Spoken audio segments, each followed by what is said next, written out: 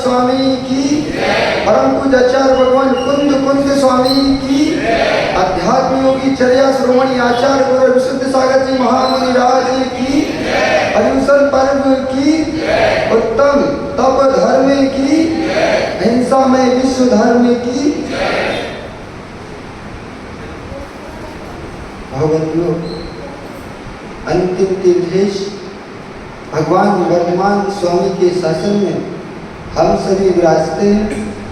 तीर्थंकर जिनेन्द्र की पीयूष देशना जिनेन्द्र वाणी मनीषियो जगत कल्याणी है। यह सर्वज्ञ शासन नमोस्तु शासन जयवंत हो वीतराग श्रवण संस्कृति।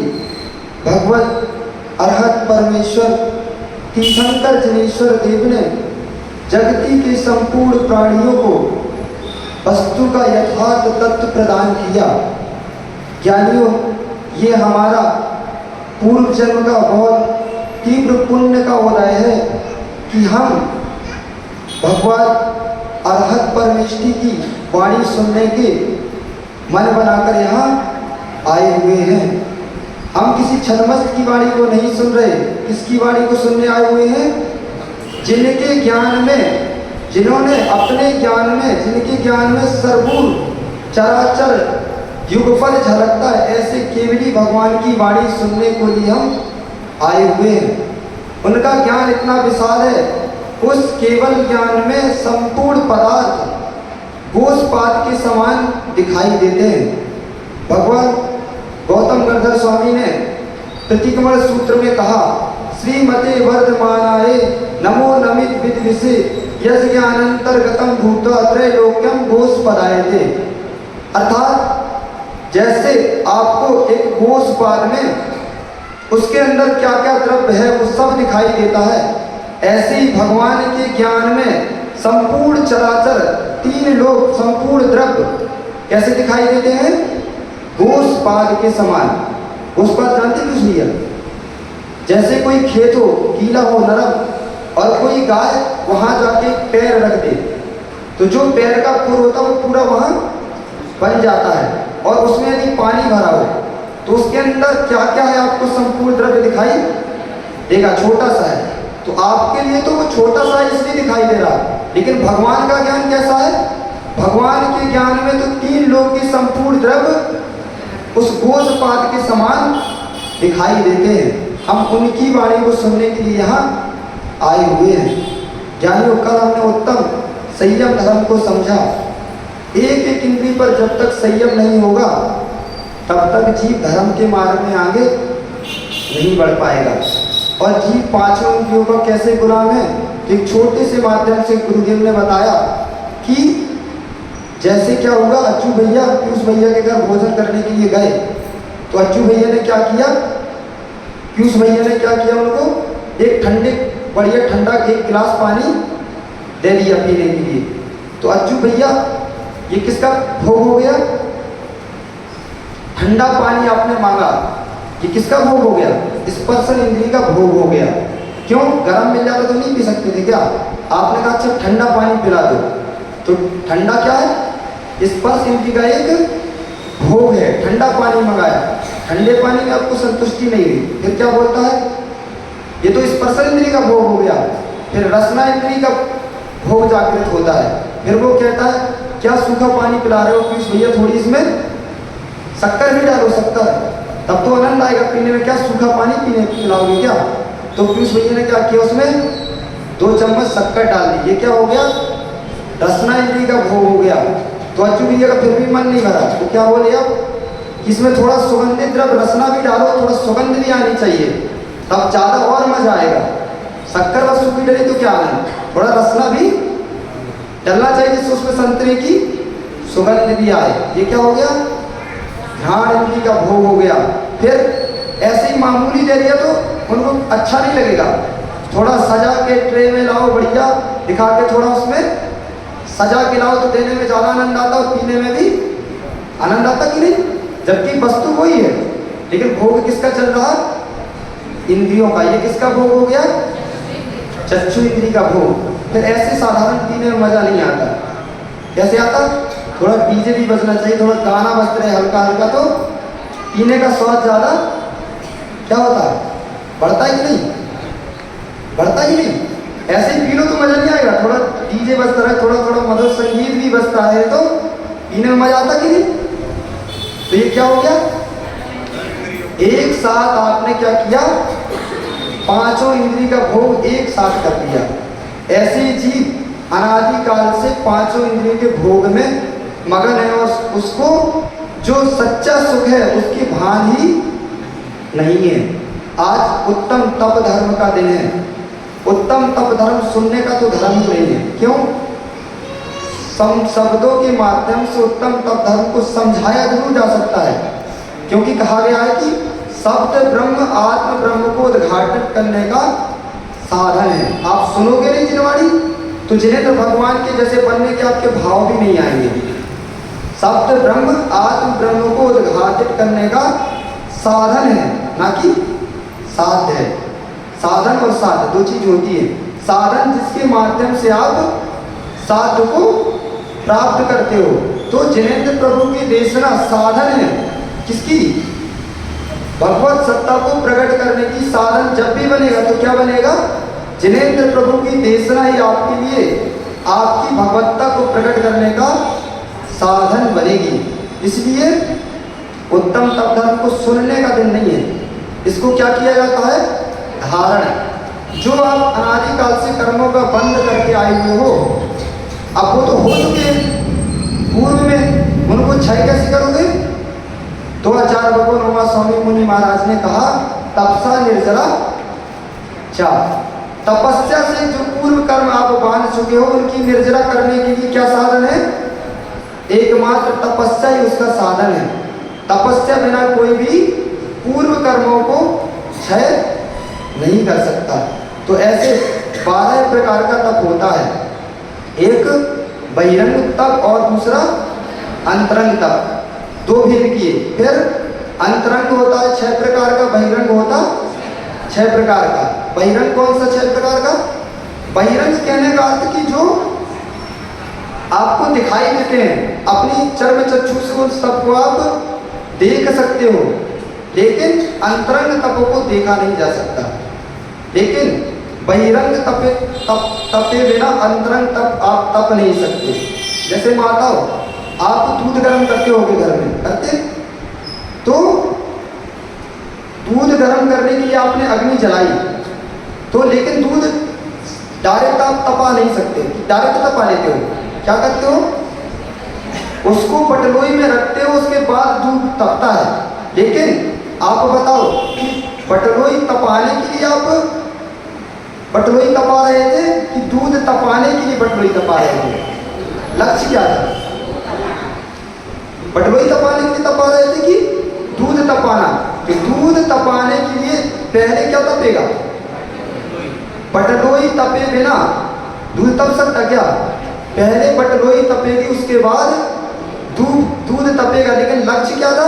बटलोई नहीं तपानी थी हमें तो क्या तपाना था? दूध तपाना था। लेकिन दूध तपाने के लिए पहले बटलोई तपाई जाती है। ऐसे अंतरंग तपस्या करने के लिए पहले बहिरंग तपस्या नहीं करे हुए तो अंतरंग तपस्या नहीं हो सकती। वो बहिरंग तप कौन कौन से हैं? अनशन, अमोदर, वृत्ति पर संख्यान, रस परित्याग, विविध संयासन और काय क्लेश बाह्यम तपा। और अंतरंग प्रायश्चित, विनय, वैयावृत्ति, स्वाध्याय, विसर्ग और अंतिम तप है ध्यान। ऐसे ये 6 अंतरंग तप है। तो बहिरंग तप जो तपे जाते हैं वो अंतरंग तप की तपस्या के लिए ही तपे जाते हैं। क्योंकि व्यक्ति बाहर में ही आजकल दुखी है, अंदर को तो देख ही नहीं रहा है। जैसे पीयूष भैया, आपकी कितनी संतान है? 3 संतान है। और क्या हुआ कि आपका बेटा और बेटी में लड़ाई हो गई और बेटा कहता है कि मुझे सोने की चेन चाहिए और बेटी कहती है कि मुझे सोने का ब्रेसलेट चाहिए। अब बताओ, और आपके पास एक सोने की डली है, ठीक है? अब आप सोने का ब्रेसलेट बनवाओगे कि चेन बनवाओगे? यदि चेन बनवाते हो तो बेटी नाराज हो जाएगी और ब्रेसलेट बनवा दिया तो बेटा नाराज हो जाएगा। तो क्या करोगे? क्या करोगे? आपको चिंता नहीं है। क्या हुआ कि जो बेटे के पास कहने के लिए पहले से सोने की चेन थी पर वो नहीं डली, बेटे के पास सोने की चेन थी, अब बेटी कहती ब्रेसलेट चाहिए, तो आपने क्या किया? चेन को सुनार से मिटवा दिया, ब्रेसलेट बनवा दिया। तो बेटा दुखी हो गया और बेटी प्रसन्न हो, क्योंकि उसको क्या चाहिए थी? सोने का ब्रेसलेट चाहिए था और बेटी के पास सोने की चेन थी। तो उस सोने को आपने मिटा के क्या किया? ब्रेसलेट बनवा दिया। तो बेटा दुखी हो गया और बेटी सुखी हो गई। लेकिन आप क्या हो? आप तो सुखी हो। सुखी क्यों? क्योंकि आपको पता है चाहे सोना चेन के रूप में रहे, चाहे सोना ब्रेसलेट के रूप में रहे, सोना तो हमारा ही है कि नहीं? लेकिन ब्रेसलेट मिटा तो चाहे बेटी की थी तो इसलिए बेटी दुखी हुई, ब्रेसलेट मिट गया, और चेन बन गई इसलिए बेटा सुखी हो गया। वो पर्याय को विनस्ते देखकर सुखी दुखी हो रहे हैं। लेकिन आप क्या देख रहे हो? आप किसको देख रहे हो? आप मात्र सोने को देख रहे हो। तो चाहे सोने की चेन बने तो भी आप सुखी, चाहे सोने का ब्रेसलेट बने तो भी आप सुखी, क्योंकि आपका सोना तो कहीं नहीं गया। लेकिन ऐसे जीव दुखी क्यों? संसार में सुखी क्यों? जो सोने की चेन चाहता है और सोने का ब्रेसलेट बन गया तो वो दुखी हो गया, और जो सोने का ब्रेसलेट चाहता वो टूट के चेन बन गई तो वो दुखी हो गया। लेकिन जो ध्रुव को देखता है, ये दृष्टि है पर्याय दृष्टि और द्रव्य दृष्टि। जो पर्याय को देखता है तो पर्याय विनष्टि है, पर्याय उपजती है, लेकिन द्रव्य ना कभी नष्ट होता है ना कभी उपजता है। समझ में आ रहा है ना आप लोग को? नहीं आया समझ में? पर्याय, आप अभी मनुष्य पर्याय में हो, ये पर्याय नष्ट हो जाएगी, देव पर्याय में आप चले जाओगे, लेकिन आत्मा का नाश होगा क्या? आत्मा तो जो आत्मा यहाँ थी वही आत्मा आपकी स्वर्ग में रहेगी, वही आत्मा नष्ट हो जाएगी तो कहाँ चली जाएगी? नरक में चली गई। तो वो आत्मा तो वही रहेगी, पर्याय बदलती रहती है, लेकिन द्रव्य हमेशा ध्रुव होता है। तो पर्याय को देखने वाले को रोना ही पड़ता है, लेकिन द्रव्य को जो देखता है वो कभी रोता नहीं है। आप अभी यहाँ बैठे हो, छोटे बच्चे यहाँ बैठे हो, भैया बैठा, बेटा तुम अभी कितने साल के हो? 14 साल के हो। तो तुम्हारा भविष्य कौन है? भविष्य, तुम्हारा भविष्य वो बैठे तुम्हारे पीछे, कौन? उन दादा को देख के कभी गिलानी नहीं करना, उनको जज नहीं कर लो, जज नहीं कर लो उनको। और देखो क्या कह रहा है वो कि बेटा मैं भी एक दिन तुम्हारे जैसा था कि नहीं, तुम्हारा भविष्य क्या है, वो तुम्हारा भविष्य बैठा है। और दादाजी के लिए पूछेंगे कि आपका भूत कैसा था, तो दादा का भूत तुम हो, तुम्हारा भविष्य क्या है, एक दिन वैसे होगे कि नहीं होगे। तो जो पर्याय को देखे, अब दादा देखे कि अरे हम तो बूढ़े हो गए, हमसे तो रोटी चबाते नहीं बनती, और जैसे हम इनके जैसे थे तो ऐसे घूमते थे, खेलते थे, जहाँ पैर पटकते थे वहाँ पानी निकल जाता था। जवानी में होता ना, आदमी को इतना जोश होता, कहता कि जहाँ मैं पैर रख दूँ वहाँ पानी निकल जाए। तो घमंड उस चीज का भी नहीं करना। एक दिन बूढ़ों को आप देख लेना, वो तुम्हारा भविष्य दिखा रहे हैं कि एक दिन तुम भी वैसे होने वाले हो। और बूढ़े भी रोए ना कि हम क्यों बूढ़े हो गए, हमारी पर्याय ऐसी क्यों हो गई, तो वो अपने किसको देखे, भूत को, भूत में हम भी एक दिन ऐसे थे कि नहीं। तो रोने की जरूरत नहीं है, पर्याय बदल चुकी है, लेकिन द्रव्य वही है कि नहीं। जो आत्मा बचपन पर्याय में थी वही आत्मा युवा पर्याय में थी, वही आत्मा बूढ़े पर्याय में है। ये बदल गई, आत्मा बदलती नहीं है, पर्याय बदलती है। इसलिए यदि पर्याय को देखते रहोगे तो विश्वास मानो जीवन भर रोने रोने में ही बीतेगा। किसको देखो, ध्रुव को देखोगे, द्रव्य दृष्टि को देखोगे तो रोना समाप्त हो जाएगा। सारा जगत का रोना है वो पर्याय दृष्टि में ही है, सही है कि नहीं। और इस बात का अपना हो भाग्य मनाना कि आपको जैन दर्शन, जैन कुल में जन्म मिला है। जैन दर्शन किसकी खोज करने वाला है, जो विज्ञान है वो जड़ द्रव्यों की खोज करता है। विज्ञान ने किसकी खोज की, विज्ञान हमेशा जड़ द्रव्यों की खोज करता है, लेकिन वीतराग विज्ञान एक ऐसा है जो चेतन की खोज करने में लगा हुआ है। किसकी खोज करता है वीतराग विज्ञान, जड़ द्रव्यों की खोज करने वाला बहुत छोटा है। और ये भी मत सोचना कि जो विज्ञान ने कहा वही सत्य है। जो विज्ञान कह रहा है ना वो हमारे पूर्वाचार बहुत पहले, पहली शताब्दी दूसरी शताब्दी में कहकर चले गए। जैसे आप लोग, आइंस्टीन ने क्या कहा, energy can not be created not destroyed, it can be change from one form to another. Einstein ने क्या कहा था, उसने एनर्जी का जो सिद्धांत दिया उसमें उसने कहा एनर्जी का नाश नहीं होता है। एनर्जी कभी भी नाश को प्राप्त नहीं होती। Energy can not be created, ना उसको उत्पन्न किया जा सकता है, नॉट डिस्ट्रॉयड, ना उसका नाश किया जा सकता है। उसको it can be change from one form to another, इसको एक दशा से दूसरी दशा में बदला जा सकता है, लेकिन उसका नाश कभी भी नहीं होता। तो ये सिद्धांत किसका है, हम आज के बच्चों से पूछेंगे तो बच्चे क्या कहेंगे, किसने बोला ये, किसने कहा ये, आइंस्टीन ने। तो आपने क्यों ऐसा कह दिया कि आइंस्टीन ने कहा, क्योंकि आपने आइंस्टीन को ही पढ़ा है इसलिए आइंस्टीन कह दिया। लेकिन आप जब समंतभद्र स्वामी को पढ़ोगे, आइंस्टीन कब हुआ, आइंस्टीन अभी का वैज्ञानिक है, समंतभद्र स्वामी कब हुए, समंतभद्र स्वामी पहली शताब्दी में हुए। ये कौन सी शताब्दी चल रही, 21वीं शताब्दी चल रही है। और समंतभद्र स्वामी कब हुए, पहली शताब्दी में। तब उनने शंभु स्त्रोत में लिख दिया, नैवा सतो जन्म सतो न नासो दीपस तमा पुद्गल भाव तोस्ती, कि असत्य का उत्पाद नहीं होता और सत्य का कभी नाश नहीं होता। वही तो आइंस्टीन ने कह दिया कि एनर्जी को नाश नहीं किया जा सकता, उसको मात्र बदला जा सकता है एक फॉर्म से दूसरे फॉर्म में।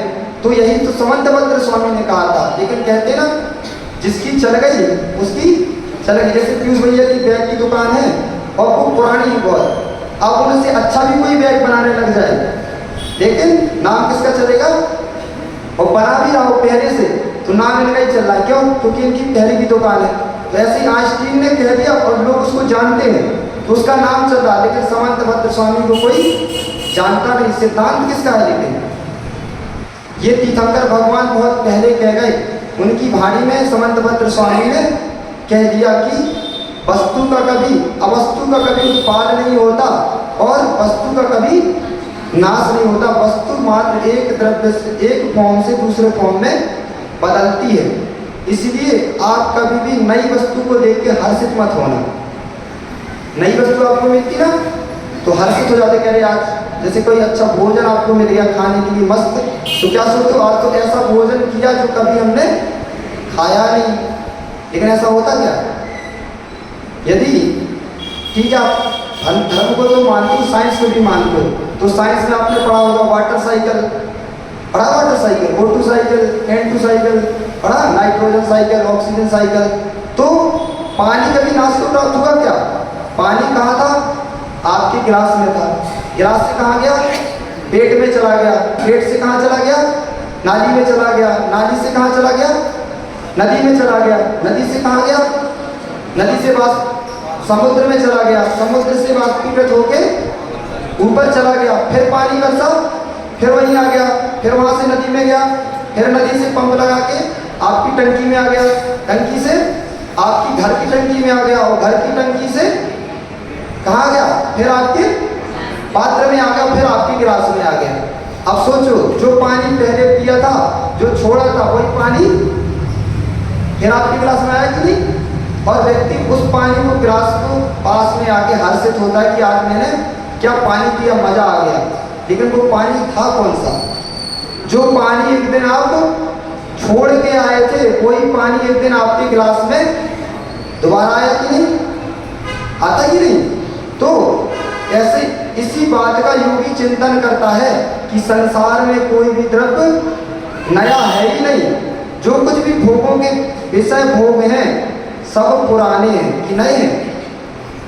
नए कोई भी इनके सुख इंद्रिय भोग होते ही नहीं। नया तो कब होगा? जब आप 8वां पुरुष स्थान प्राप्त करोगे तब कुछ नया होगा। जब जीव अनादि मिथ्या की संतति को तोड़ता है, सम्यक्त प्राप्त करता है, वो नया होता है। क्यों? अनादि काल से अविद्या में डूबा हुआ था, गुरु को पूज रहा था। जब वो सच्चे वीतरागी प्रभु के दर्शन करता है और आत्म जागृति उसके अंदर आती है, वो उसके लिए क्या होती है? हमेशा नई होती है। लेकिन विषय भोग जो भी हैं वो कुछ भी नए नहीं है। वो कैसे हैं? सब के सब पुराने हैं, कुछ भी संसार में नया नहीं है। इसलिए नए को देख के हर्षित मत हो। ऐसी दृष्टि कौन रखता है? योगी रखता है, तब तो वो तपस्या कर पाता है। यदि ऐसी दृष्टि नहीं हो तो जैसे आप भी भोग में लीन हो, वैसे भी योगी भी भोग में लीन हो जाएगा। तो आचार्य भगवान कहते हैं कि कितने भी उपास कर लेना, कितने भी एकासन कर लेना, त्याग कर लेना, तपस्या कर लेना, लेकिन ज्ञान के बिन यदि आप ये चीजें कर रहे हो तो आपकी कर्म की निर्जरा कभी भी नहीं होगी। 6:18 में दौलत राम जी ने कहा, कोटि जन्म तप तपे ज्ञान बिन कर्म झरे जी, ज्ञानी के छिन माई त्रिगुप्ति पे सहज टरे ते। क्या बोल रहे? कोटि जन्म तप तपे ज्ञान बिन कर्म झरे जी। एक अज्ञानी जीव कोटि वर्षों तक तपस्या करे, जितने वो कर्म की निर्जरा करता है, ज्ञानी के छिन माई त्रिगुप्ति के सहज टरे थे। मतलब ज्ञानी जीव जो अज्ञानी जीव करोड़ों वर्ष में साधना करेगा और जितने कर्म की वो निर्जरा करेगा, ज्ञानी जीव तत्क्षण थोड़ी सी तपस्या करके उतने कर्मों का क्षय कर लेता है। कर लेता कि नहीं? जैसे आपके भाटापारा में कोई ठेले सब्जी का ठेला लगाता होगा और गौरव भैया की क्या है? अनाज की मिल है। तो वो जो सब्जी के ठेले वाला साल भर में कितना पैसा कमाता होगा? साल में 50,000, 1 लाख, 2 लाख रुपए कमाता होगा। उतना पैसा जो उसने 1 साल में कमाया, वो गौरव भैया ने 1 दिन में कमा लिया। कमा लिया कि नहीं? अरे एग्जाम्पल बता रहे, एग्जाम्पल है कि मतलब जो सोने चांदी की दुकान वाला कोई होगा तो उसने 1 दिन में 2 लाख रुपए कमा लिए। जो ठेले वाला 1 साल में कमा पाया, वो सोने चांदी की दुकान वाले ने 1 दिन में कमा लिया। ऐसे ही कह रहे हैं कि अज्ञान के साथ साधना करने वाला साधना करते करते कोटि भावों में जितने कर्म की निर्जरा करेगा, उतनी कर्म की निर्जरा ज्ञानी जीव तत्क्षण में कर देता है। इसलिए तपस्या करने से पहले ज्ञान होना बहुत जरूरी है। और आप तपस्या कर किस लिए रहे हो उसका आपको मालूम नहीं कि हमने क्यों एक आसन किया, क्यों उपास किया, क्यों भगवान के समूह शरण में आए, जो भी कुछ कर रहे हो उसका रीजन आपको मालूम नहीं क्यों कर रहे, तो कभी भी कर्म की निर्जरा आप उतनी नहीं कर पाओगे। क्योंकि जो कर्मों की निर्जरा होती है वो अभिप्राय से होती है। अभिप्राय मतलब जानते? अभिप्राय नहीं जानते? अभिप्राय, अभिप्राय मतलब क्या आपका एम है, क्या आपका लक्ष्य है, किस लक्ष्य से आप साधना कर रहे हो। वो लक्ष्य एक सा हो, काम एक सा होने पर भी जरूरी नहीं कि कर्म की निर्जरा एक सी हो। जैसे आज को उदाहरण से आप ले लो, अपने दिगंबर मुनिराज सोच के लिए कहाँ जाते? प्रासुर भूमि में आ जाते, जंगल। सोच के लिए प्रासुर भूमि में क्यों जाते? जंगल, कि जिससे जीव की हिंसा ना हो। प्रासुर भूमि में जंगल के लिए जाते हैं। और जिनके घर में शौचालय नहीं है वो भी कहाँ जाते? जंगल जाते। तो जितनी कर्म की निर्जरा मुनिराज को होगी उतनी कर्म की निर्जरा उस जीव को भी होगी। होगी ना?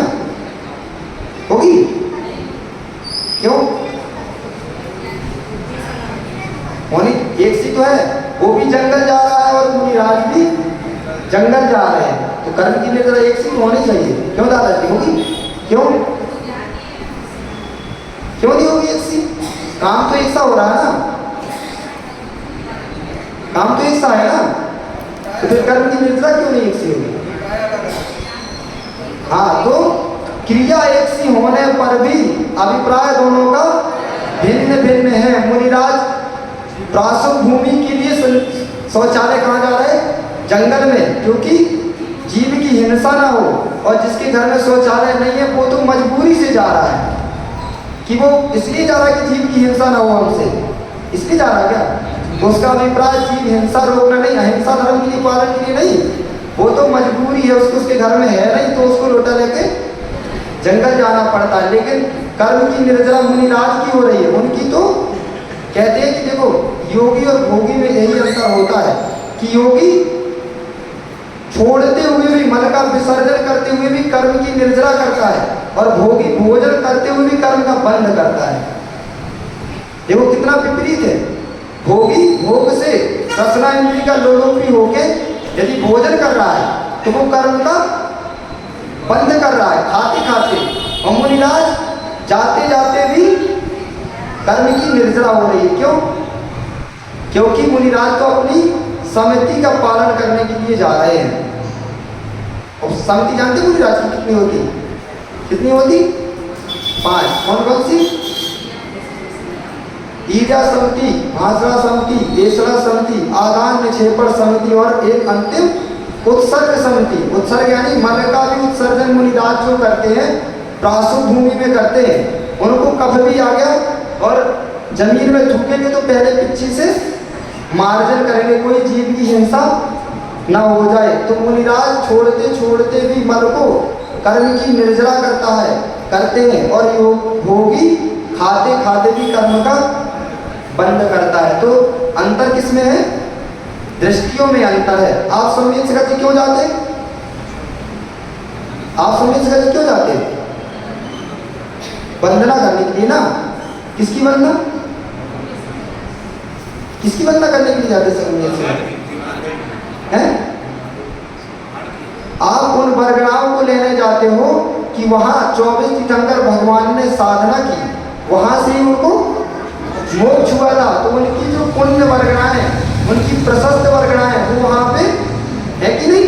उसकी अनुभूति आप कर लेते। आप घर में हो और शिखर जी जाते हो, आपको लगता है कि हम पहाड़ नहीं चढ़ पाएंगे, लेकिन हिम्मत बना के जब आप चढ़ना प्रारंभ करते तो एनर्जी आती कि नहीं? आती कि नहीं? कहाँ से आती? वो प्रशस्त वर्गणाएं प्रभु की आज भी उस सम्मेद शिखर में विराजमान है। इसलिए वर्गणाओं का भी प्रभाव पड़ता है। पड़ता कि नहीं? तो आप अपने घर की वर्गणाओं को अच्छा रखना चाहते हो तो प्रशस्त शब्द बोलोगे, प्रशस्त कार्य घर में होंगे तो घर की वर्गणाएं अच्छी होगी। और सुबह उठे और सुबह उठ के घर में लड़ाई हो गई, एक दूसरे को गाली गलौच हो गया, आपका किसी से झगड़ा हो गया, तो आपके घर की वर्गणाएं कैसी हो गई? फिर आप देखना 24 घंटे उसी घर में रहना, तो आपको वो घर कैसा लगेगा? अच्छा लगेगा कि बुरा लगेगा? लेकिन घर ना अच्छा है ना बुरा है। घर अच्छा है क्या? बुरा है क्या? तो ना घर अच्छा है ना घर बुरा है। क्या है? जो आपने अपने मन को अप्रशस्त कर दिया, गंदा कर दिया, इसलिए वही घर आपको बुरा लगने लगा। और उसी घर में मुनिराज पधार जाए, उनके आहार हो जाए, तो उसी घर की वर्गणाएं अच्छी हो जाती। वही घर आपको उस दिन स्वर्ग जैसा दिखाई देता है, देता कि नहीं? तो घर तो वही था, लेकिन बदला क्या? घर नहीं बदला, क्या बदला? वर्गणाएं। तो आप चाहते हो कि हमारा घर स्वर्ग जैसा रहे, चाहते कि नहीं? नहीं चाहते क्या? तो क्या करना पड़ेगा? यदि आप चाहते हो कि हमारे घर की वर्गणाएं प्रशस्त रहें और क्या रहे, हमारा घर स्वर्ग जैसा रहे, तो घर की जब वर्गणाएं प्रशस्त रहेंगी तो विश्वास मानो आपका घर ही आपको स्वर्ग जैसा दिखाई देगा। तो घर की वर्गणाएं प्रशस्त कैसे रहेंगी? छोटे बच्चे उठे, बड़ों का सम्मान करें, माता पिता का सम्मान करें। तो जब बच्चे माता पिता का सम्मान करेंगे, विश्वास मानो आप उनके हृदय से भी आपके लिए क्या निकलेगी? धुआं निकलेगी कि नहीं? जैसे आपने देखो, सहज लगता कि अरे घर की है, ऐसा कभी नहीं सोचना घर की है। आप ग्रंथ को उठा के देख लीजिए, जितने भी मुनिराजों पर आज तक उपसर्ग हुए हैं, किसी पराये ने आज तक नहीं किए। किसने किए? उनके घर वालों ने उन पर उपसर्ग किए हैं। क्योंकि बाहर वालों से तो आप 1 घंटे 2 घंटे 3 घंटे के लिए मिलते हो, सबसे ज्यादा किससे मिलते? घर वालों के साथ ही रहते ना।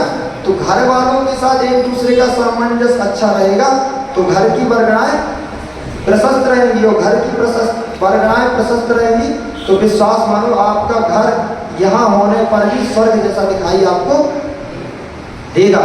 आपने आज तक सुना होगा कि भगवान की प्रतिमा हंसते हुए दिखाई नहीं देनी चाहिए, सही है ना? लेकिन हम कहते हैं कि भगवान हंसते भी हैं। भगवान हंसते कि नहीं? बोलो भैया, भगवान हंसते? माता आप बताओ, भगवान हंसते क्या? नहीं हंसते? नहीं हंसते? लेकिन हम कह रहे हैं भगवान हंसते हैं। भगवान, और ऐसा भी लिखा है ग्रंथ में कि यदि भगवान आपको हंसते हुए दिखाई दे जाए ना, तो आपको फिर शांति विधान करना चाहिए, अशुभ होता है। ऐसा भी लिखा है कि भगवान आपको हंसते नहीं दिखना चाहिए। यदि हंसते भगवान दिख गए तो आपके लिए अप्रशस्त होता है, फिर आपको शांति विधान करना पड़ेगा, पंडित से करवाना पड़ेगा, तब आपके मन की शांति होगी। लेकिन हम कह रहे हैं कि भगवान हंसते हैं। हंसते कि नहीं? नहीं हंसते? भगवान हंसते हैं। भगवान नहीं हंसते। क्या होता है? जैसे आप घर में रह रहे हो और जब आपके घर में कोई मंगल कार्य हो रहा होता है तो आपको सारा घर कैसा दिखाई देता है? आनंद आता, पूरा घर मंगलमय दिखाई देता है। मन प्रसन्न होता है तो सारा घर इतना अच्छा लगता है कि हम स्वर्ग जैसे स्थान में बैठे हुए हैं। और उसी घर में जब किसी का देहांत हो जाता है तो क्या होता है? फिर वो घर की खुटिया आपको रोते हुए दिखाई देती है। घर का एक एक कोना ऐसा लग रहा है जैसे हम नरक में डले हों। उस समय लगता कि नहीं? तो घर में क्या बदला? घर में कुछ नहीं बदला। आपका मन प्रसन्न होता है, गदगद भाव होते, तो यही भगवान आपको बहुत अच्छे दिखाई देते हैं। और जब मन उदास बैठा हो तब आप मंदिर आके बैठ जाना, फिर आपको यही भगवान रोते हुए दिखाई देंगे। तो ना भगवान हंसते ना भगवान रोते हैं। जो भावों में होता है कोई वैसी वस्तु दिखाई देती है। आप अच्छे हो ना तो आपको कोई बुरा दिखेगा ही नहीं, सब आपको अच्छे लगेंगे। और आपको बुरे लोग दिखाई दे रहे हैं, इसका मतलब है कि आप नियम से आपके भावों में बुराई भरी हुई है। इसलिए पर को साफ करने का प्रयास नहीं करो। किसको साफ करना है? अपने मन को आप अच्छा कर लो तो दुनिया आपको नियम से अच्छी दिखेगी। और आप भी बुरे हो तो कहते ना, दुनिया में खोजने गया कि बुरा कौन था, तो सबसे बुरा दुनिया को खोजता व्यक्ति कि कौन बुरा है, तो उसको सब बुरे दिखते हैं। लेकिन कभी शांति से मन में बैठ जाए और अपने भावों का चिंतन करे कि आज तक मैंने कैसे कैसे भाव किए, कैसे कैसे कार्य किए। कभी बैठ के आप बैठ जाना, जो लोगों की ज़्यादा बुराई करता हो ना, उससे कहना कि एक बंद कमरे में आधे घंटे के लिए बैठ जाओ और बचपन से लेके, दुनिया को नहीं पता कि आपने क्या क्या किया है, बचपन से लेके आज तक आपने क्या किया आपको तो पता है, किसी को नहीं पता, लेकिन आपको पता है कि हमने बचपन से लेके आज तक क्या क्या किया है। और शांत मन से जब चिंतन करोगे कि हमने कैसे कैसे भाव किए, कैसे कैसे कार्य किए, कितनी मायाचारी की, कैसे कैसे पाप के कार्य किए, तो आपका मन फिर विश्वास मानो पर को बुरा कह ही नहीं पाएगा। फिर वो सबसे बुरा किसको कहेगा कि भैया दुनिया में कोई बुरा नहीं, सबसे बुरा कौन है, सबसे बुरा तो दुनिया में मैं ही हूँ। इसलिए पर को बदलने का प्रयास मत करो। किसको बदलने का प्रयास करो? एक कोटेशन हमने पढ़ा था, उसमें लिखा था many people have ideas on how others should change but few people have ideas to how on should change. अर्थात बहुत कम लोग, बहुत सारे लोग ऐसे हैं जो क्या रखते हैं, थिंकिंग रखते हैं कि पर को कैसे बदलना चाहिए। जैसे मज्जू भैया से पूछे कि गौरव भैया को क्या सुधार करना चाहिए, इतने सुधार बता देंगे कि गौरव भैया में ऐसी कमी है, इनको ये सुधार करना चाहिए, ये सुधार करना चाहिए, ये सुधार करना चाहिए। और हम मज्जू भैया से पूछे आपको क्या सुधार करना चाहिए, तो सोचना फिर पड़ेगा, होने के लिए सोचना ही पड़ेगा। 1 मिनट में बता देगा आदमी। कि हम पूछे कि आपसे पूछा एक ही लिए तो एक बात तुरंत बता दोगे, हम पूछे कि आपको अपने में क्या सुधार करना चाहिए, तो फिर सोचना पड़ेगा कि हमें अपने में क्या सुधार करना है। अर्थात आज तक आपने चिंतन किसके लिए किया, दूसरों के लिए सोचते रहे कि दूसरे कैसे बदले। यही घर में हो रहा है, माँ सोचती कि बच्चे कैसे बदले, बच्चे सोचते हैं कि माँ बाप कैसे बदल जाए, हमारा भाई कैसे बदल जाए। लेकिन एक दूसरे को बदलने की होड़ लगी हुई है, लेकिन जो अपने को बदल लेता है उसको पर को बदलने की जरूरत ही नहीं पड़ती। कल्याण करने के लिए पर को बदलना पड़ेगा कि निज को बदलना पड़ेगा। कल्याण किससे होगा बताओ? पर को आप कितने भी बदलते रहना, परोपकार से आज तक किसी का कल्याण नहीं हुआ। जब निज कल्याण होगा तो जब हम अपने बारे में चिंतन करेंगे, अपने को बदलने का पुरुषार्थ करेंगे, तो ही हम आत्मधर्म को प्रकट कर पाएंगे। तो आज तक हमने पर को खूब बदला, लेकिन निज को बदला क्या? तो यदि आप चाहते हो कि हमारे भी जीवन में क्या हो, प्रोग्रेस हो, तो हमें पर को देखना आज से बंद कर दो, निज को निहारना प्रारंभ करोगे तो आपका कल्याण हो पाएगा। तो इसलिए आचार्य भगवान ने कहा कि जो आप तपस्या कर रहे हो, तपस्या के पहले क्या जरूरी है? ज्ञान। ज्ञान नहीं है तो कितनी भी तपस्या करते रहना, लेकिन ज्ञान बिना तपस्या वैसी ही है जैसे आपने क्या किया, चावल को कूटते हो, धान होती है, धान जानते हैं? धान क्या होती है?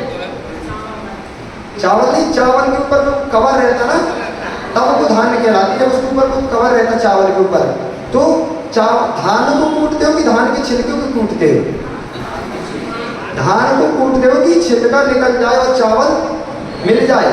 तो जो ज्ञान है, आपको ज्ञान है कि इसके अंदर क्या है, चावल है, इसलिए उसको कूट रहे हो। और ज्ञान नहीं होता तो छिलके को आदमी कूटते हैं, उससे सोचता है कि हमें कुछ प्राप्त हो जाएगा, लेकिन छिलके से कुछ मिलेगा क्या? खूब कूटते रहना, छिलकों को कितना भी कूटना, धान मिलेगा क्या?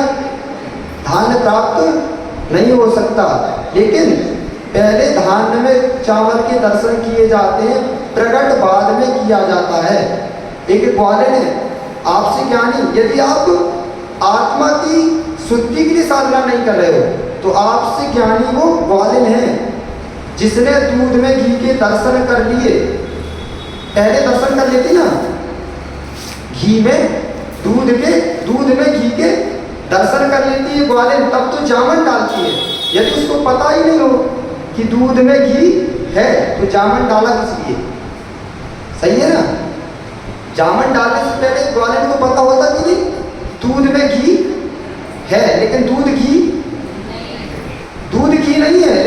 में घी है। ऐसे ही मनुष्य पर्याय सिद्ध पर्याय नहीं है, लेकिन इसी मनुष्य पर्याय में शक्ति है किसको प्रकट करने की? सिद्ध पर्याय की। दूध से कभी पूड़ी नहीं बनती। किसी घर में दूध से पूड़ी बनती क्या? दूध में पूड़ी नहीं बनती, घी में ही पूड़ी बनती है, लेकिन दूध में ही घी छिपा हुआ है। परिणाम बदलने से, पर्याय बदलने से स्वाद बदल जाता है। दूध का स्वाद, दही का स्वाद, मक्खन का स्वाद और घी का स्वाद एक सा होता क्या? लेकिन है सब कौन? सब गौरस है। गौरसी दूध है, गौरसी दही है, गौरसी मक्खन है, गौरसी घी है, लेकिन चारों का स्वाद कैसा है? अलग अलग है। बताओ, एक ही चीज होने पर भी चारों का स्वाद अलग अलग है। ऐसे ही तपस्या करने के पहले जो जीव था, जब वो साधना कर लेता है तो उसी जीव का स्वाद बदल जाता है। बदलता कि नहीं?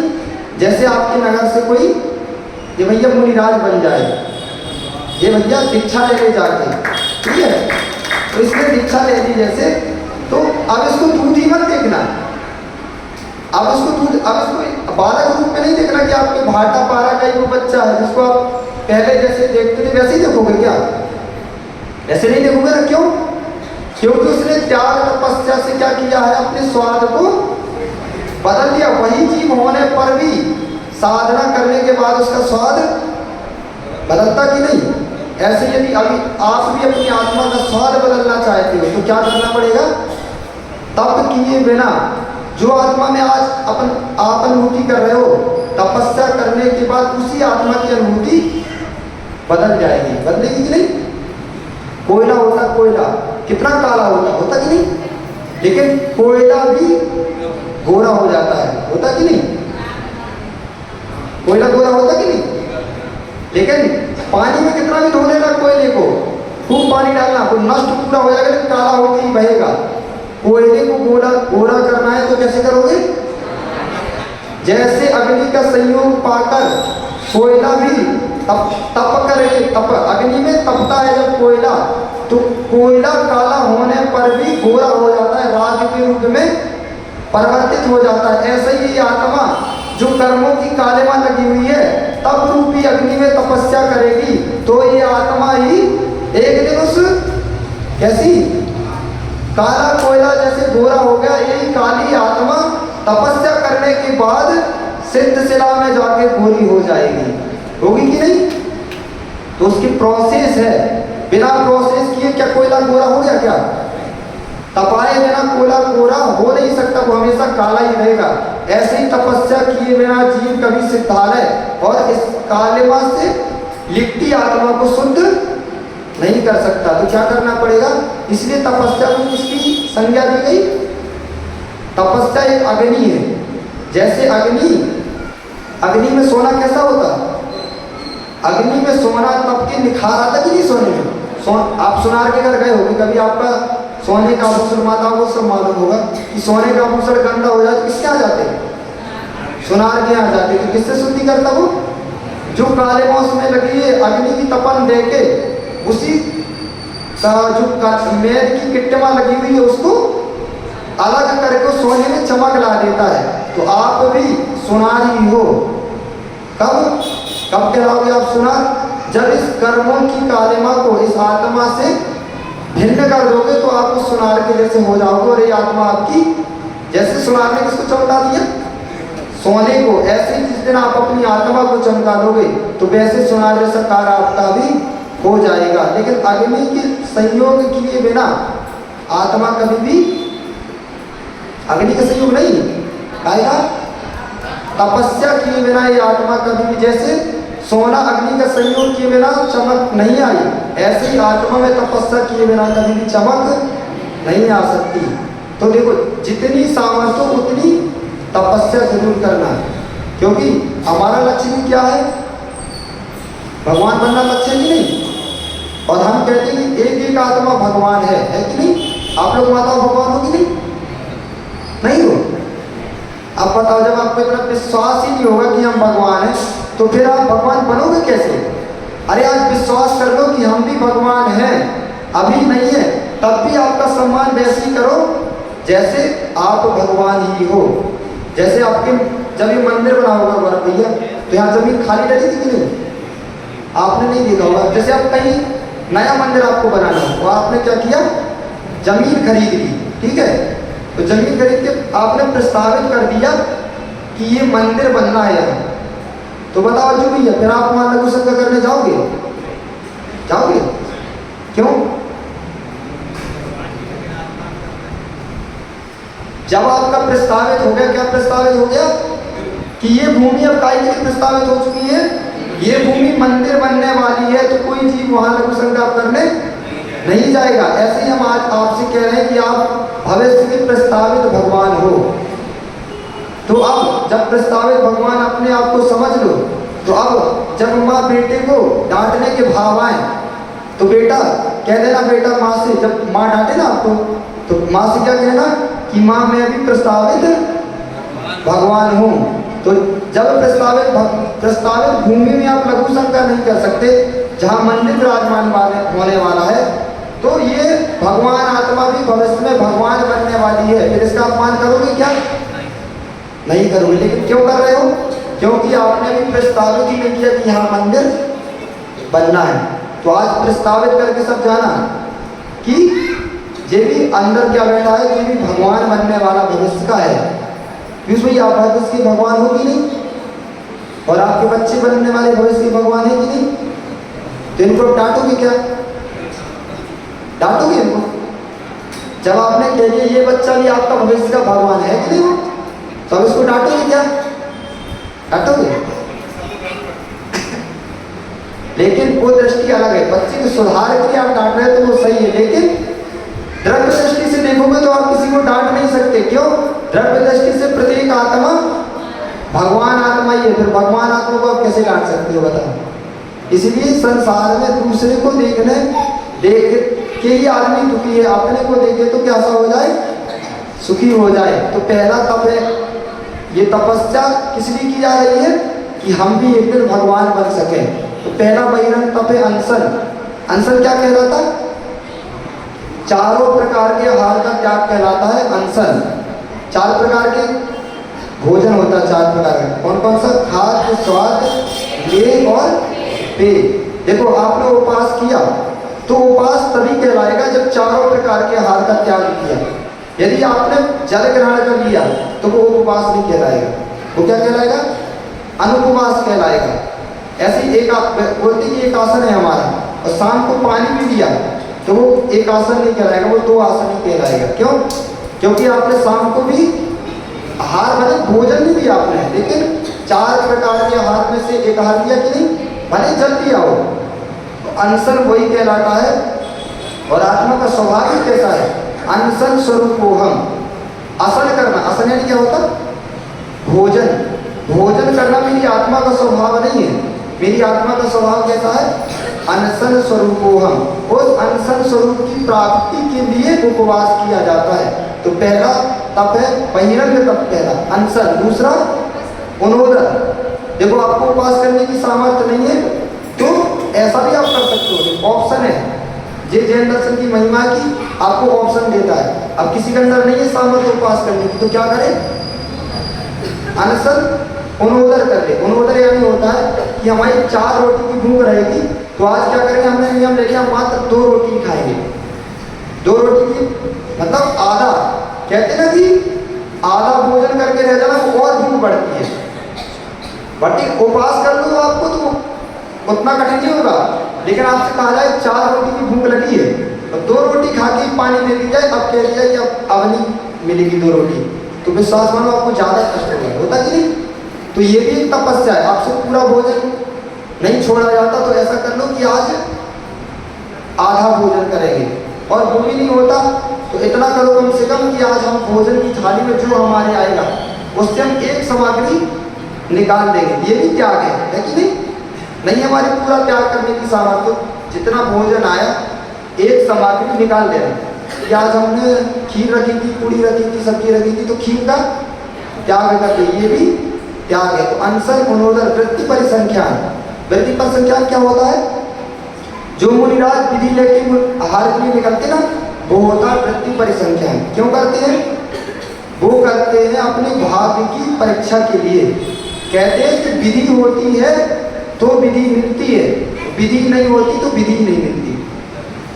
ऐसा विधि होती है तो विधि मिलती है, विधि नहीं होती तो विधि नहीं मिलती। मुनिराज क्या लेके निकलते? विधि।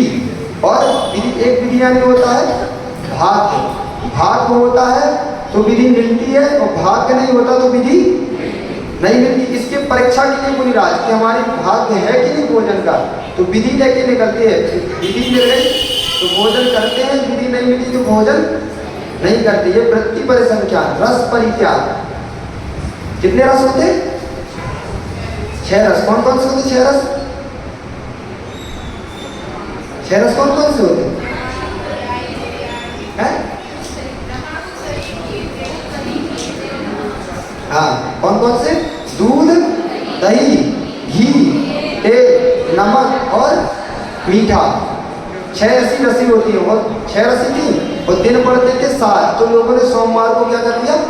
हरी की रसी मान ली। देखो हरी रसी में नहीं आती, लेकिन रसी तो 6 ही होती है। तो ये रसी क्यों करना? रसी इंद्रियों के हम गुलाम ना हो जाए, रोज 6 रस खाने मिले।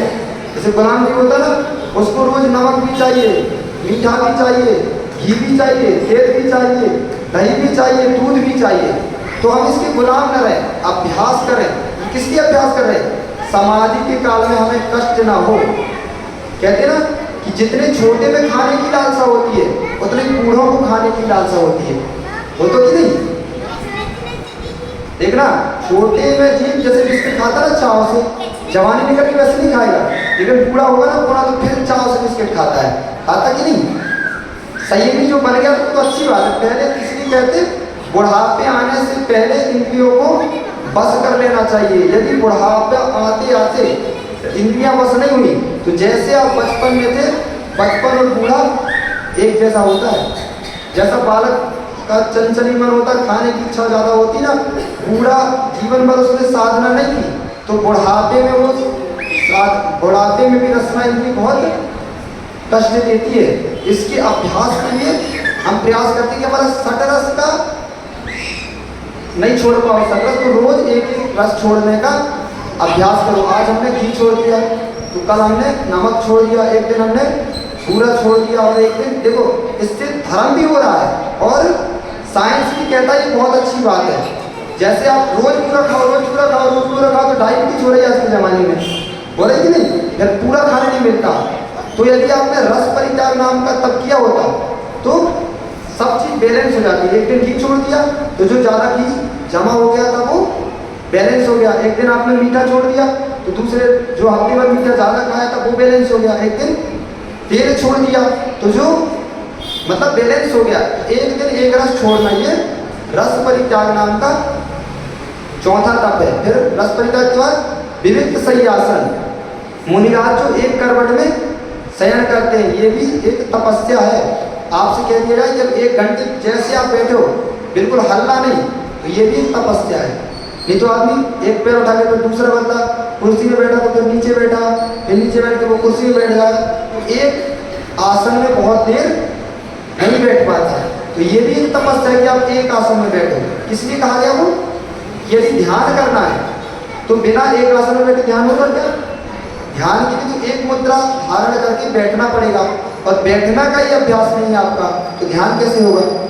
इसलिए विविक्त सही आसन। मुनिराज एक करवट में जैसे लेटे हैं वैसे ही लेटे रहते हो। आप लोग 10 करवट, इधर लुढ़ के, फिर इधर लुढ़ के, फिर उधर लुढ़ के, तब कहीं जाके 10 बार लुढ़कोगे इधर से उधर, तब नींद आती है। तो इससे ऐसा क्यों कहा गया मुनिराज के लिए? क्योंकि वो अहिंसा धर्म के पालन करने वाले हैं। ऐसे लेटे हुए हैं और पलटने का मन भी हो गया तो पहले पीछे से पीछे मार्जन करेंगे। आप पलट गए, आप पीछे देखा थोड़ी कि जीव है कि नहीं, लेकिन मुनिराज तो अहिंसा धर्म का पालन करते, तो पहले पीछे से मार्जन करेंगे जीव ना हो, फिर उसके बाद में करवट ले सकते हैं। लेकिन कोशिश करते हैं कि एक आसन में ही सोना चाहिए, और तकिया लेके नहीं सोते अपने जैसे। कैसे सोते? उनका हाथ ही उनकी तकिया है। कैसे सोते? ऐसे। कौन सी करवट में सोया जाता है? दाएं की बाएं? दाएं की बाएं? अभी बच्चे दाएं बाएं नहीं जानते, आप जानते दाएं बाएं? जानते दाएं बाएं? बताओ है कौन सा दाएं? राइट कहलाता दाएं की लेफ्ट? ये वाला कौन सा है, दाएं की बाएं? दाएं। राइट होता है दाएं और लेफ्ट होता बाएं। तो मुनिराज बाएं करवट में सोते हैं। और पाचन के लिए भी जैसे आप दोपहर को खाना खाते हैं ना, तो 10 मिनट बाएं करवट सोना चाहिए। सोना नहीं मतलब लेटना चाहिए। बाएं करवट आप 10 मिनट लेट लोगे ना, कितना भी भोजन कर लो नियम से पाचन मतलब पाचन हो जाता तुरंत। सोना नहीं चाहिए, लेकिन क्या मतलब साइंस ने ऐसा कहा था कि 15 मिनट बाएं करवट से लेटना चाहिए, इससे पाचन हो जाए। तो लोग क्या करते, खा के तुरंत सो गए, तो पता चला 2 घंटे ही सोते रह गए। फिर कहाँ उठे, खाना खा के सोए थे और पता चला कि जब उठे तो 5 बज गए। ऐसा नहीं कहा था, फिर तो वो जो भोजन किया था ना वो जहर बन जाता है, क्योंकि उसका पाचन नहीं हुआ। लेकिन पाचन के लिए कहा था कि 15 मिनट आराम करने के लिए, ना कि सोने के लिए। विविध सही आसन और काय क्लेश। काय क्लेश तब क्या होता है, अपनी काय को, काय यानी शरीर, अपने शरीर को अपने से ही कष्ट देना। क्यों? अपने शरीर को आप अपने से कष्ट नहीं दोगे तो जब पर कष्ट देने आएगा तो उसको सहन नहीं कर पाओगे। क्यों क्यों काय क्लेश तब करना? काय क्लेश तब इसलिए करना कि जैसे आप घर में रहे, आज तक कभी पंखा एसी के बैठे नहीं 5 मिनट के लिए। घर में तो पता चला घुसे ही और पंखा का बटन 1 मिनट पहले चालू कर दिया। 5 मिनट कभी बैठने का अभ्यास ही आपने नहीं किया कि बिना पंखा के रह रहे, बिना एसी के रह रहे, और आप बन गए मुनिराज, फिर क्या होगा आपका? दिक्कत होगी कि नहीं? तो उसके अभ्यास के लिए, क्योंकि आत्मा का कल्याण करना कि नहीं, तो आत्मा का कल्याण बिना मुनिराज बने हो नहीं सकता। तो पूरे घंटे का आप त्याग कर पाए तो कम से कम 1 घंटे के लिए त्याग कर दे कि काय क्लेश कर रहे हैं, हम अपनी शरीर को खुद कष्ट दे रहे हैं। गर्मी हो तो भी त्याग कर देना, पंखे का 1 घंटे के लिए हमने त्याग कर दिया। ये क्या हो जाएगा आपका? काय क्लेश। तब जो उपवास भी कर रहे हो उससे काय क्लेश हो रहा है, शरीर को कष्ट नहीं हो रहा, होता ही है। लेकिन हम अभ्यास कर रहे हैं कि आज हम अपने से कष्ट देंगे तो भविष्य में पर भी हमें कष्ट देगा, तो हम उसको आसानी से सहन कर लेंगे। ऐसे ये क्या है, 6 प्रकार के बहिरंग तप है। लेकिन बहिरंग तप से कर्म की निर्जरा कम होती है, अंतरंग तपस्या करने से कर्म की निर्जरा ज्यादा होती है। वो कौन से है? प्रायश्चित। पहला अंतरंग तप है प्रायश्चित। प्रायश्चित जानते क्या होता है? जो आपने जीवन में अपने पाप किए उनका बालकवत चित्रण जाके किससे कर देना। जैसे छोटा बच्चा होता ना, बिल्कुल छोटा सा, उसको कोई बोध नहीं हो, जो कुछ भी उसके साथ घटित होता जाके किससे कह देता, वो अपनी मम्मी से सब कह देता कि मम्मी ऐसा हो गया, ऐसा हो गया, ऐसा हो गया। बोलता कि नहीं बच्चा, लेकिन बड़ा हो जाता तो बोलता क्या? फिर बड़ा हो गया वही बच्चा तो अपनी गलती मम्मी पापा को बताता है क्या? यदि मम्मी पापा को गलती बता देगा तो मम्मी पापा उसको बच्चा मानेंगे क्या? मानेंगे? नहीं मानेंगे। तो ये भावों की दशा ऐसी है कि भावों में निरंतर परिणमन चलता रहता है। तो जो बार बार अपने मम्मी पापा को, अपने दोस्तों को ना बता पाओ, बताना भी नहीं चाहिए, क्योंकि उससे आपका लोग अपवाद हो सकता है। लेकिन गुरु के समक्ष जाके अपने सारे पाप बालकवत कह देना चाहिए कि भगवान हमसे ऐसे ऐसे पाप हुए हैं। ये कमजोर लोग करेंगे कि बहादुर लोग करेंगे? बताओ। प्रायश्चित लेना कमजोर लोगों का काम नहीं है। अच्छे अच्छे लोग अपनी गलती बताना छोटा काम नहीं है, अपनी गलती बताना पर से बहुत बड़ी बात है। तो प्रायश्चित लेना एक बहुत बड़ी तपस्या है कि हम जब ये विचार आएगा हमारे मन में कि हमने गलती की और हमें इसकी शुद्धि करना है, तभी तो वो आचार्य परमेश्वर के पास प्रायश्चित लेने के लिए जाएगा। तो ये प्रायश्चित लेना भी एक तपस्या है। 6 बहिरंग तपस्या से भी बड़ा तप है प्रायश्चित। दूसरा विनय, पर की विनय करना भी बहुत बड़ी तपस्या है, क्योंकि अहंकारी जीव दूसरे की विनय कर ही नहीं पाता, वो तो सीना अकड़ के चलता है, उसको किसी को कुछ समझता ही नहीं है। तो जो जीव सबकी विनय कर रहा है ना, वो भी एक तपस्या कर रहा है। सोचो तुम, इसको आप कोई जान सोच ही नहीं होगी कि हम दूसरे की विनय कर रहे हैं ना, तो आप तपस्या कर रहे हो। लेकिन आपको पता नहीं तो कर्म निद्रा नहीं होगी। पता होना चाहिए कि हम जो पर की क्या कर रहे हैं, विनय। विनय कितने प्रकार की होती? 4 प्रकार की, ज्ञान दर्शन चारित्रोपचारा। 4 प्रकार की विनय होती है। ज्ञान की विनय करो, दर्शन की विनय करो, चारित्र की विनय करो, दूसरों के गुण की विनय करो, और उपचार विनय होती है कि जो आपसे गुणीजन है, मुनिजन है, बड़े जन है, उनके जैसे मुनिराज चल रहे हैं, उनके आगे आगे नहीं चलना, उनके कैसे चलना, उनके पीछे चलना, ये उपचार विनय होती है। तो विनय करना भी पर की ये तपस्या है। प्रायश्चित विनय, वैयावृत्ति। वैयावृत्ति क्या होता, आप लोग इतने जानते होंगे कि मुनिराज ने जाके हाथ पैर दबा दिए तो ये वैयावृत्ति हो गई, बस। और कुछ भी होता है, किसी भी प्रकार से आप गुणीजनों की सेवा कर रहे हो ना, गुणीजनों की भी जो आपसे कुछ अच्छा काम कर रहा है, जैसे कितने लोग उपवास कर रहे हैं और जाके आप लोगों का क्या कर दिया, थोड़ा सहयोग कर दिया, थोड़ी उनके हाथ पैर भी दबा दिया, वो भी वैयावृत्ति कहलाएगी। और हम भी आपकी वैयावृत्ति कभी कर रहे हैं, कर रहे कि नहीं कर रहे वैयावृत्ति। आप तो दूसरे के शरीर की वैयावृत्ति कर पाओगे, लेकिन हम आपके भावों की वैयावृत्ति कर रहे हैं। ये शरीर की वैयावृत्ति तो बहुत छोटी है, शरीर तो क्या थोड़ी देर आप हाथ पैर दबाओगे तो 2 मिनट थोड़ी राहत मिलेगी और चला गया तो फिर वैसे लगने लगता कि नहीं। लेकिन जो जिनवाड़ी के माध्यम से मुनिराज भी वही वैयावृत्ति करते हैं। जैसे गौरव भैया ने एक दिन कहा था, कैसा, हमने इनसे बोला धन्यवाद, तो ये बोले कि भैया जी हमें धन्यवाद नहीं कहो, आप बड़े हो, मैं धन्यवाद क्यों कहते हैं। लेकिन हमारे आचार्य जी कहा करते हैं, जैसा श्रावक मुनि की विनय करता है और प्रणाम करता है, ऐसे मुनिराज भी श्रावक की विनय करते हैं। करते कि नहीं, आप तो मुनिराज की विनय करते कि नहीं, और मुनिराज भी श्रावक की विनय करते हैं, करते कि नहीं, नहीं करते, करते कि नहीं, कैसे करते, आपको पैर छूती क्या वो, हाँ, ये जो बोले ना, मतलब दृष्टि लगानी पड़ेगी। वो आपसे पद में पड़े हैं तो आपने उनको प्रणाम कर किया, उनको नमोस्तु किया, ये उनकी विनय हो गई, आपने उनकी विनय की, और उनने आपको हंस के आशीर्वाद दे दिया, तो ये उनने आपकी विनय की है। यदि वो आपको आपने नमोस्तु बोला, महाराज जी बस ऐसे ही बैठे रहे तो आपको अच्छा नहीं लगेगा, और उनने ऐसे हंस के आशीर्वाद दे दिया तो आपको लगता खुश हो गया, तो ये उनने आपकी क्या कर दी, विनय कर दी। तो जैसे श्रावक मुनिराज की विनय करता है, यथा योग वो प्रणाम करेगा, वो आशीर्वाद नहीं देगा, बदलाव होता है, तो मुनिराज उनको आशीर्वाद देते, वो मुनिराज की श्रावक के प्रति विनय है। तो विनय करना भी एक तपस्या है, आज तक आप सोच ही नहीं होगे, तो विनय करना भी तपस्या है। प्रायश्चित विनय, वैयावृत्ति। तो वैयावृत्ति भी जो भी त्यागी वृत्ति, संयमी गुणी आपसे जन है, उनकी किसी भी प्रकार से सेवा करना। वैयावृत्ति करना हाथ पैर दबाना नहीं।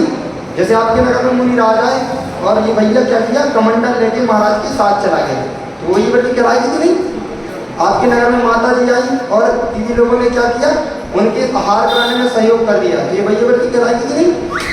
किसी भी तरीके से गुणीजनों का सहयोग करना, उसकी डेफिनेशन लिखी समंतभद्र स्वामी ने, व्यापत्ति व्यपनोदा पतियो संपादन गुण रागा वैयावृत्तम यावत लोग ग्रहणी में संयमीना। संयमी की कोई विपत्ति आ जाए उसका उसमें किसी भी प्रकार से सहयोग करना, सब काय में आता है, वैयावृत्ति में ही आता है। तो प्रायश्चित विनय, वैयावृत्ति, और चौथा कौन सी तपस्या है, स्वाध्याय। अब सोचो, आप सोचोगे कि कोई उपास नहीं कर रहा, एक आसन नहीं कर रहा तो ये तपस्या ही नहीं कर रहा, लेकिन यदि वो 1 घंटे स्वाध्याय कर रहा है ना, आप लोगों की तपस्या कर रहे हो, मानो आपको 1 घंटे से क्या कर रहे हैं, आप लोग स्वाध्याय कर रहे हो, तो आपकी तपस्या चल रही है। स्वाध्याय करना एक अंतरंग तपस्या है, इसलिए एक दूसरे की तपस्या को देख के हीन भावना मत लाना। जैसे गौरव लोग उपास नहीं कर पा रहे, तो आपको पीयूष भैया को देखो कि ये तो आज 4 उपास कर लिए, इन्हें 4 उपास कर लिए, 5 कर लिए, तो आपको लगने लगे यार ये तो बड़े हैं, हम तो कुछ नहीं कर पा रहे, हीन भावना आने लगे। तो ऐसा मत सोचना, उनने उपास करके तपस्या की, तो आपने क्या किया, 1 घंटे बैठ के प्रवचन सुन लिया ना, तो आप उनसे बड़े तपस्वी हो गए। क्यों, ये स्वाध्याय अंतरंग तपस्या है, उनने तो बाहर का भोजन ही छोड़ा था, वो बहिरंग तपस्या की। तो एक दूसरे से क्या नहीं होना चाहिए, हीन भावना नहीं मन में आना चाहिए। जो आपके पास, हमने एक दिन बोला था, जो आपके पास उसमें खुश रहना सीखो, पर के ज्यादा गुणों को भी नहीं देखो, पर के गुणों को ज्यादा देखोगे ना तो आपको हीन भावना आएगी। अब आपसे क्या है, भगवान की भक्ति करते नहीं बनता, नाचते नहीं बनता, तो नाचने वालों को भी देखोगे तो आपको लगेगा भाई ये नाच रहे हैं, तो नाचते नहीं बनता, तो नाचो नहीं, आपसे गाते बनता ना, तो आप अपने गाने का आनंद लूटो। आपसे गाते भी नहीं बनता, आरती करते बनता ना, तो आप उसका आनंद लूटो। हीन भावना नहीं आए, इसलिए अपने गुणों को देखना चाहिए, पर के गुणों को नहीं देखना चाहिए। पर देखना तो चाहिए, किस लिए? ईर्षा से नहीं देखना चाहिए। ईर्षा से देखोगे तो आपको दुख होगा, और सम्मान से देखोगे तो उसकी विनय करोगे तो पुण्य का ही बंध होगा। इसलिए स्वाध्याय, हमने एक दिन नियम दिया था ना, 1 मिनट स्वाध्याय करने का।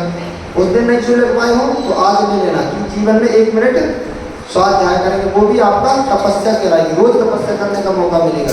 तो स्वाध्याय भी एक तपस्या है। प्रायश्चित, विनय, वैयवृत्ति, स्वाध्याय और विसर्ग कि अपनी, जब आप ध्यान में लीन हो तो काया का उत्सर्ग करके भी, जिस मुनिराज होते थे पूर्व में, और ऐसे ध्यान में लीन हो जाते थे कि उनके बाहरी लोग उपसर्ग कर रहे, लेकिन उनको पता ही नहीं चलता था कि हमारे शरीर में क्या हो रहा, उपसर्ग, क्योंकि वो शरीर को उत्सर्ग करके अपनी आत्मा में ध्यान लीन हो जाते हैं। तो वो भी तपस्या है। और लास्ट क्या कौन सी तपस्या है? ध्यान। सबसे महान कोई साधना है, सबसे बड़ा कोई तप है तो वो कौन सा है? ध्यान। ध्यान के माध्यम से ही जीव नरक जाता है, ध्यान के माध्यम से ही निगोद जाता है, ध्यान के माध्यम से ही क्रियंच बनता है, ध्यान के माध्यम से ही स्वर्ग जाता है, और ध्यान के माध्यम से ही मोक्ष जाता है कि नहीं? ध्यान से ही मोक्ष जाओगे और ध्यान से ही नरक जाओगे कि नहीं? क्योंकि ध्यान कितने प्रकार का होता?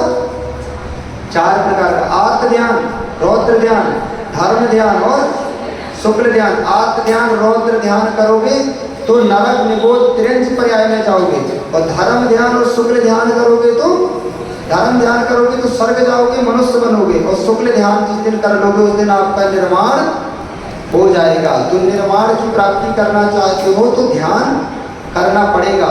और गुरुदेव ने कहा, मुनिराजों ने लिखा कि तपस्या वही है, कर्म क्षयार्थम तप्यते इति तपः। जो कर्म के क्षय के लिए तप किया जाता है वही तपस्या कहलाती है। और लौकिक दृष्टि से आप तपस्या करोगे वो तपस्या नहीं कहलाती। इसलिए आज से सिर्फ कर्मों की निर्जरा के लिए तपस्या करना, चाहे उपास करो, चाहे एकासन करो, चाहे ध्यान करो, चाहे स्वाध्याय करो, भावना क्या रखना कि ये भगवान मेरे कर्मों की निर्जरा हो, तभी वो तपस्या कहलाएगी। बाकी लौकिक सिद्धि तो हो जाएगी, जरूरी थोड़ी सब आत्म सिद्धि के लिए तपस्या कर रहे हैं, जरूरी नहीं है। लोग धन की प्राप्ति के लिए, शादी नहीं हो रही तो शादी हो जाए इसलिए, और उसको व्यापार नहीं चल रहा तो व्यापार चलने लगे इसलिए, घर नहीं है उसके पास तो साधना कर रहा है भगवान घर मिल जाए मुझे, मतलब लौकिक दृष्टि है यदि तो वो तपस्या, वो लौकिक तपस्या कहला जाएगी। लेकिन मोक्ष मार्ग के लिए वो तपस्या परिभूत नहीं होगी। तो मोक्ष प्राप्त होगा कैसी तपस्या से?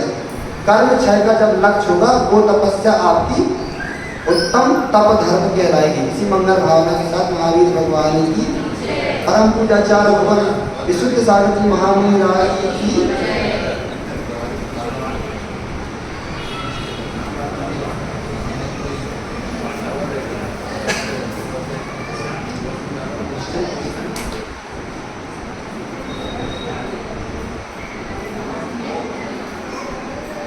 बारह प्रकार के तप ही बताना चाहिए। 12 प्रकार के तप के नाम बताना।